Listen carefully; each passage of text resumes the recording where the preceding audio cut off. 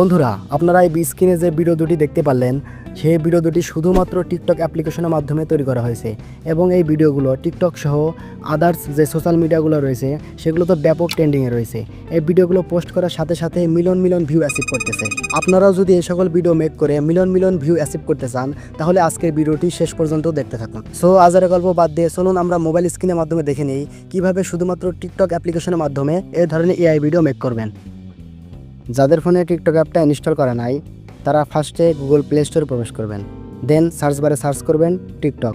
তাহলে আপনাদের সামনে টিকটক অফিসিয়াল অ্যাপটা চলে আসবে। দেন টিকটক অ্যাপটা আপনাদের মোবাইল ফোনে ইনস্টল করে নেবেন।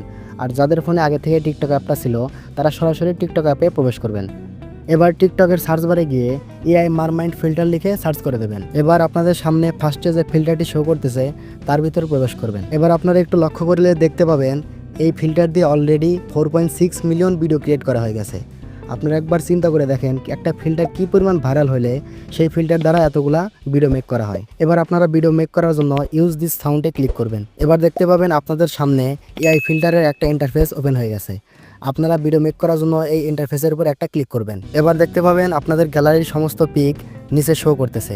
আপনারা যে পিক দ্বারা এই ভিডিও মেক করতে চান সেই পিকটা সিলেক্ট করে নেবেন। আমি যেহেতু এই পিক দিয়ে ভিডিও মেক করব, তাই আমি এই পিকটা সিলেক্ট করে নিলাম। এবার আপনারা দেখতে পাবেন ভিডিও মেকিং এর প্রসেস চলতেছে। আপনারা একটু নিচের দিকে লক্ষ্য করলে দেখতে পারবেন এই ভিডিওটি মেক হতে প্রায় 240 মিনিট টাইম লাগবে।